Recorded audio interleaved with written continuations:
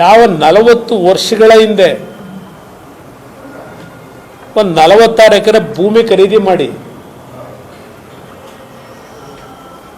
ಅತ್ಯಂತ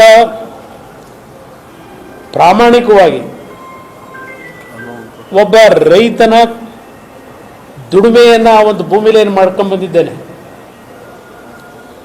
40 ವರ್ಷದಲ್ಲಿ ಎಂದೂ ಸಹ ಇಷ್ಟು ದೊಡ್ಡ ಮಟ್ಟದಲ್ಲಿ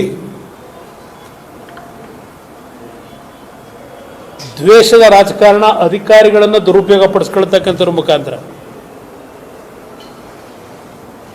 ನಡೀತಾ ಇರತಕ್ಕಂಥದ್ದೇನಿದೆ, ಇವತ್ತು ಸನ್ಮಾನ್ಯ ಸಿದ್ದರಾಮಯ್ಯನವರಿರ್ಬೋದು, ಸನ್ಮಾನ್ಯ ಶಿವಕುಮಾರ್ ಇರ್ಬೋದು, ನಿಮ್ಮ ಈ ಒಂದು ಅಧಿಕಾರ ದುರುಪಯೋಗದ ಮುಖಾಂತರ ಕಾನೂನು ಬಾಹಿರವಾದಂಥ ರೀತಿಯಲ್ಲಿ ನನ್ನ ಮೇಲೆ ಅತಿಕ್ರಮಣ ಮಾಡಲಿಕ್ಕೆ ಹೊರಟಿದ್ದೀರಿ. ಇವತ್ತಿನಿಂದ ನನ್ನ ವಾರ್ ಈ ಸರ್ಕಾರದ ವಿರುದ್ಧ ಪ್ರಾರಂಭ ಮಾಡ್ತೀನಿ ಅಂತಕ್ಕಂಥದ್ದನ್ನು ನಾಡಿನ ಜನತೆಗೆ ನನ್ನ ಮಾಧ್ಯಮದ ಸ್ನೇಹಿತರ ಮುಖಾಂತರ ಪ್ರಥಮವಾಗಿ ಇವತ್ತು ಘೋಷಣೆ ಮಾಡ್ತಾ ಇದ್ದಾರೆ. ಹಿಂದಿನ ಒಂದು ಸರ್ಕಾರದಲ್ಲಿ ದೇವೇಗೌಡರ ಕುಟುಂಬ ಮುಗಿಸ್ತೀವಿ ಅಂತ ಹೇಳಿದ್ರು, ಕೆಣಕೋದ್ರು. ಆಮೇಲೆ ಏನೇನು ಡೆವಲಪ್ಮೆಂಟ್ ಆಗಿದೆ ಅದನ್ನು ಈಗ ಚರ್ಚೆ ಮಾಡೋದ ಅವಶ್ಯಕತೆ ಇಲ್ಲ. ನಮ್ಮ ಕುಟುಂಬಕ್ಕೆ ಸನ್ಮಾನ್ಯ ದೇವೇಗೌಡರ ಕಾಲದಿಂದ ಈ ರೀತಿಯ ಹಿಂಸೆ ಅನುಭವಿಸ್ಕೊಂಡು ಬಂದಿರತಕ್ಕಂಥ ನಮ್ಗೆ ಇದೇನು ಹೊಸ್ತಲ್ಲ.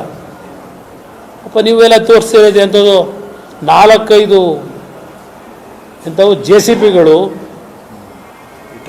25-30 ಜನ ಅಧಿಕಾರಿಗಳು ತೋಟಕ್ಕೆ ಪ್ರವೇಶ ಮಾಡಿದ್ದನ್ನು ನೀವೆಲ್ಲ ತೋರಿಸಿದ್ದೀರಿ, ಸಂತೋಷ. ಪಾಪ ಏನು ಪೊಲೀಸ್ 2 ಪ್ಲಟೂನ್ಗಳು ಬೇರೆ, ಎಲ್ಲಿ ಕುಮಾರಸ್ವಾಮಿ ಬೆಂಬಲಿಗರು ಬಂದು ಅಡಚಣೆ ಮಾಡಿಬಿಡ್ತಾರೋ, ಆ ಅಧಿಕಾರಿಗಳ ಮೇಲೆ ಅವ್ರ ಮೇಲೆ ದೈಹಿಕವಾಗಿ ಹಲ್ಲೆ ಮಾಡ್ತಾರೋ ಅಂತ ಹೇಳಿ ಪೊಲೀಸ್ ಇಲಾಖೆ ಅಧಿಕಾರಿಗಳು ಪ್ಲಟೂನ್ ಬೇರೆ ಕರ್ಕೊಂಬಂದಿದ್ರು. ನಾನು ಒಂದು ಮಾತು ಹೇಳ್ತೇನೆ ಸ್ಪಷ್ಟವಾಗಿ ನಾಡಿನ ಜನತೆಗೆ, ನಾನು ರಾಜಕಾರಣದಲ್ಲಿ ನಾನು 4 ಎಕರೆ ಒತ್ತುವರಿ ಮಾಡ್ಕೋಬೇಕಾ? ಒಬ್ಬ ಮಾಜಿ ಪ್ರಧಾನಮಂತ್ರಿ ಮಗ, 2 ಬಾರಿ ಮುಖ್ಯಮಂತ್ರಿ ಆದಂತನು 4 ಎಕರೆ ಭೂಮಿ ಒತ್ತುವರಿ ಮಾಡ್ಕೋಬೇಕಾ?